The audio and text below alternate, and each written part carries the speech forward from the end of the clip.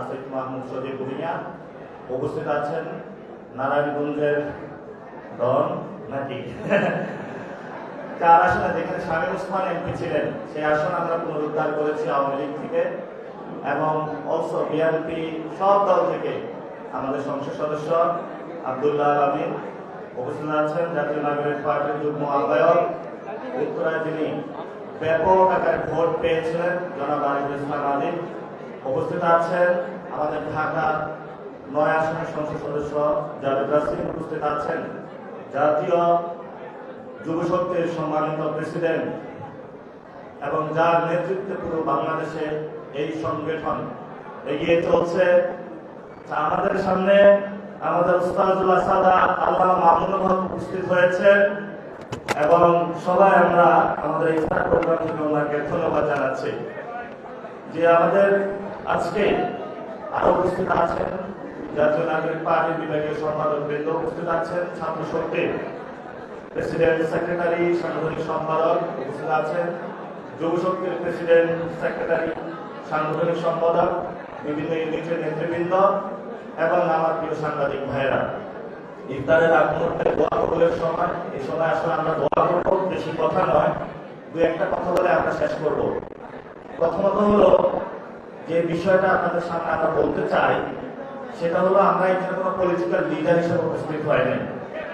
পুরো এনসিপি তো একটা তরুণদের দল এবং এই তরুণদের মধ্য দিয়ে আমরা যে নতুন বাংলাদেশের স্বপ্ন দেখেছিলাম, এই স্বপ্নটা আবু সাইদ, ওয়াসিম, মুক্ত আমাদেরকে দেখিয়েছিলেন, সেই নতুন বাংলাদেশে যে প্রত্যয় আমরা গঠনের প্রচেষ্টা করেছিলাম এটা একটু থমকে গিয়েছে।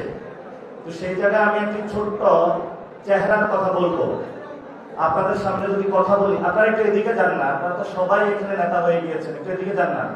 এতে বাদন তুমি একটু এদিকে যাও, সবাই নেতা হলে সমস্যা আছে। তো ওয়াসিমের মুখটা কিন্তু আপনারা চিনেন, যে মুখটা হলো সকলের সামনে ভেসে আসে।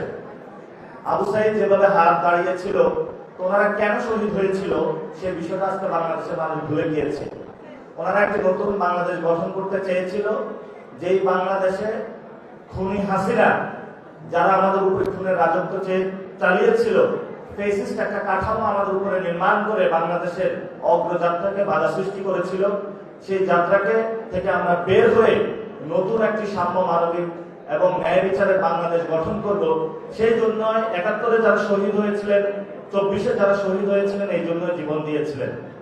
তো যারা আজকে বলছে যে ওয়াসিম হলো আমাদের শহীদ, কিন্তু তারা প্রতিনিয়ত সংস্কারের বিরোধী হয়ে দাঁড়িয়ে যাচ্ছে, তাহলে এটা কি শহীদদের সাথে বিশ্বাসঘাতকতা সামিল নয়?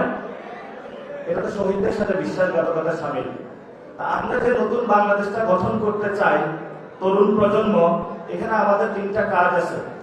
একটা কাজ হলো বিল্ড ইউর ক্যারেক্টার, অর্থাৎ আমাদেরকে একটা ক্যারেক্টার হিসেবে মানুষের সামনে উপস্থিত হতে হবে। বড় বড় নেতা হিসেবে মানুষের সামনে উপস্থিত হতে হবে না, মানুষের কাছে যেতে হবে যে মা বাবা আপু আপনাদের কি সমস্যা, এই সমস্যাগুলোর আমরা সমাধান করতে চাই, আমরা সমাধানের রাজনীতিটা করতে চাই। আমরা আপনারা যাবেন যে অনেক বৃদ্ধ বাবা মা যারা চিকিৎসার অভাবে অনেক কষ্টে আছে, তরুণদের পকেটে টাকা নাই, তারা বিয়ে করতে পারে না, তাদের মেন্টাল হেলথের সমস্যা হচ্ছে এবং তরুণরা একটা ফ্রাস্ট্রেশনের মধ্যে দিয়ে চলে যাচ্ছে, অথচ বাংলাদেশের 50% হলো তরুণ। তাহলে এই মানুষগুলোর সমস্যার সমাধান আমরা কিভাবে করব, সেই প্রচেষ্টাটা প্রতিনিয়ত ইনোভেটিভ চিন্তা করা এবং সেই ইনোভেটিভ চিন্তা থেকে সমস্যার সমাধানের চেষ্টা করা। এখন এই সমস্যার সমাধানের চেষ্টা করতে গিয়ে যদি আপনারা উপস্থিত হন, ভাই সব আমি বড় রাজনৈতিক ব্যক্তিত্ব, আপনারা শুনতে হবে, মানতে হবে, এটা করতে হবে, এগুলো করলে হবে না। আপনার একটা সফট ক্যারেক্টার ক্রিয়েট করতে হবে, যেটার মধ্যে দিয়ে ভালোবাসা সবার মধ্যে ছড়িয়ে দিতে হবে। যে ভালোবাসার মধ্য দিয়ে মানুষ যখন আপনাকে দেখবে তখন আপনাকে ভয় পাবে না, বরঞ্চ ভালোবাসার সহিত আপনাকে জড়িয়ে দিবে। দ্বিতীয় যে বিষয়টা সেটা হলো সার্ভিং দ্য পিপল। আমরা পাওয়ার পলিটিক্স করি না, আমরা হলো মানুষকে সেবার রাজনীতি করব। মানুষের কাছে যাব, তাদেরকে সেবা দিব, সেই সেবার মধ্য দিয়ে মানুষ আমাদেরকে ভোট দিবে, যে ভোটকে ক্যারি করে নিয়ে আমরা সংসদে যাব এবং স্টেট থেকে মানুষের যে সমস্যাগুলো রয়েছে সেগুলো আমরা সমস্যার সমাধান করব। এটা হলো আমাদের প্রতিনিয়ত কাজ। এখন তরুণদের সামনে বড় একটা সমস্যা রয়েছে, সেটা হলো পুরো বাংলাদেশের যে সমস্যা, সেটা হলো দুর্নীতি। দুর্নীতি বাংলাদেশের একদম প্রেসিডেন্ট হাউস থেকে প্রধানমন্ত্রী থেকে শুরু করে যতগুলো হাউস আছে প্রত্যেকটা হাউস হলো দুর্নীতিতে নিমজ্জিত। এই দুর্নীতি হলো ভোট ব্যাংকও গিয়ে পড়ে, আপনি ভোট দিয়ে আসছেন, দুর্নীতি করে আপনার ভোট হলে নিয়ে যাওয়া হবে। আপনি ব্যাংকে টাকা রেখে এসেছেন, দুর্নীতি হলো ওইখানে ব্যাংকের টাকা গচ্ছা নিয়ে চলে যাওয়া হবে। তা আমরা যদি এই সিস্টেমগুলো ঠিক করতে না পারি, তাহলে বাংলাদেশের যে অগ্রযাত্রা সেটা আমরা পাবো না।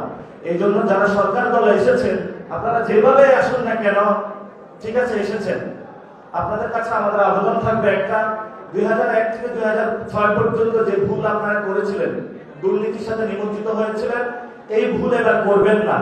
আমরা শুনতে পাচ্ছি প্রশাসনের বিভিন্ন জায়গায় বড় বড় যে পোস্টিং গুলো রয়েছে, 50 কোটি, 100 কোটি, 150 কোটি, 200 কোটি টাকা দরে বিক্রি হচ্ছে, মাছ বাজার গরু বাজারের মতো। এই রাষ্ট্র তো আমরা চাই নাই। বাংলাদেশ ব্যাংকে এক সোয়েটার ব্যবসাকে নিয়ে আসা বসায় দিছে, যেখানে আমাদের সবচেয়ে বড় এই সময় হলো ইকোনমিক ক্রাইসিস। এই ইকোনমিক ক্রাইসিসের সময় তারা এমন একজনকে দায়িত্ব দিয়েছেন, যিনি আসলে ইকোনমিক ক্রাইসিস থেকে বাংলাদেশের উত্তরণ ঘটাইতে পারবেন না। তাহলে আপনারা কি বলেন যে না, আমার যেখানেই হোক দলীয় লোক বসাতে হবে, বাংলাদেশের তরুণ সমাজের কি হলো সেটা আমার দেখার দরকার নাই, আমার দলীয় লোকগুলোর মোটামুটি সেটেল করতে হলো হবে। আগে ছিল হাওয়া ভবন, তারপরে হলো লন্ডন ভবন, এখন হলো গুলশান ভবন। তো একই পরম্পরাতে তারা আইসা সেই ভবনগুলো দখল দিয়েছে এবং বাংলাদেশে এগুলো রাজত্ব কায়েম করার চেষ্টা চালাচ্ছে। এখন তারা হলো, আমি গতকালকে তারেক রহমানকে বলেছিলাম, আমি বাসে যখন যাই বউ আইসা বলে ফ্যামিলি কার্ড দেন। তো ফ্যামিলি কার্ড কি আপনার শুধু 6টা উপজেলার জন্য, বাংলাদেশের আন্দায়? এই জন্য আমরা তাদেরকে বলবো যে আপনি ঠিক আছে, যারা অসহায় মানুষ রয়েছে তাদের জন্য ফ্যামিলি কার্ড দিয়েছেন, তা আমাদের তরুণদের জন্য আপনি কি করেছেন? স্টেটের কোনো প্যাকেজে তো আমাদের তরুণদের জন্য কোনো কিছু নাই। আপনাদের যে 31 দফা ছিল, সেখানে তরুণদের যে দফাটা ছিল, সেটা আমরা আগেও বলছিলাম এটা বোগাস একটা দফা। ইলেকশনের পর পর্যন্ত বাংলাদেশের 50% তরুণ, জীবন দিল তরুণরা, রক্ত দিল তরুণরা, তরুণদের রক্তের উপরে আপনারা ভর করে ক্ষমতায় গেলেন, ক্ষমতায় গিয়ে তরুণদের কথা ভুলে গেলেন। এটা হলো নিমকহারামি রাজনীতি। এই জন্য সরকারকে আমরা আহ্বান জানাবো, আমরা তরুণরা অনেক কষ্টে আছি, বাসায় গেলে বলে কিরে তুই রাজনীতি করিস, তুই পকেটে টাকা নাই কেন? আবার এগুলো বাহিরে আসলে মানুষ বলে যে তোমাদের কাছে কি পাওয়ার আছে তোমরা আমাদেরকে দিতে পারবা? তোমাদেরকে ভোট দিয়েছি, ভোটটা তোমরা ডাকাতি করে নিয়ে গিয়েছো, ডাকাতদেরকে তোমরা কেন ধরো নাই? যেখানে যাই গার্লফ্রেন্ডের কাছে তরুণদের বলে তুমি আমাকে কবে বিয়ে করবা, তরুণ বলে যে আমার পকেটে টাকা নাই। আবার এগুলো ক্লাসের মধ্যে বিভিন্ন জায়গায় হলো ক্লাস শেষে আমরা বসে আছি, সেখানে হলো পড়াশোনা শেষ করি, চাকরিতে যাব, এই তুমি চাকরি করতে আসো, তোমার তুমি কি বিএনপির কোনো অঙ্গ সংগঠনে তোমার নামটা লিখিত আছে, তোমাকে আমি চাকরি দিতে পারবো না। এই যদি হয় তরুণদের অবস্থা, তাহলে আমরা তরুণরা কিভাবে বাংলাদেশটা ঠিক করবো? এই জন্য আমরা তরুণদের জন্য একটি সাম্য, মানবিক মর্যাদা এবং ন্যায় বিচারের রাষ্ট্র চাই, যেখানে আমরা সুন্দর মতন বিয়ে করতে পারবো, পকেটে টাকা থাকবে আমাদের, যেখানে আমরা মা বাবার কাছে টাকা নিয়ে তুলে দিতে পারবো, যেখানে আমরা একটি নতুন বাংলাদেশ নিয়ে সবাই সুখী শান্তিতে বসবাস করতে পারবো। এটা কোনো রকেট সায়েন্স না, এটা সিম্পল হিসাব। এই সিম্পল বিষয়ে প্রধানমন্ত্রীকে বুঝতে হবে। আপনি নিজেকে দাবি করলে হবে না যে আমি তরুণদের পক্ষে। তরুণদের প্যাকেজ দিতে হবে, কাজ করতে হবে, তাহলে আমরা বুঝবো আপনি আসলে তরুণদের পক্ষে। সে প্রত্যাশা রেখে আমি আমার বক্তব্য শেষ করছি। যারা আপনারা এখানে আজকে উপস্থিত হয়েছেন, আমাদের চাঁদাবাজি, সন্ত্রাস, দুর্নীতি এর বিরুদ্ধে লড়াইটা চলমান রাখতে হবে। যে যত কথাই বলুক না কেন, আমাদের এক পা হলো পিছপা পাওয়া যাবে না ইনশাআল্লাহ। সবাই ভালো থাকবেন, দোয়া করবেন সবাইকে। আসসালামু আলাইকুম ওয়া রাহমাতুল্লাহ।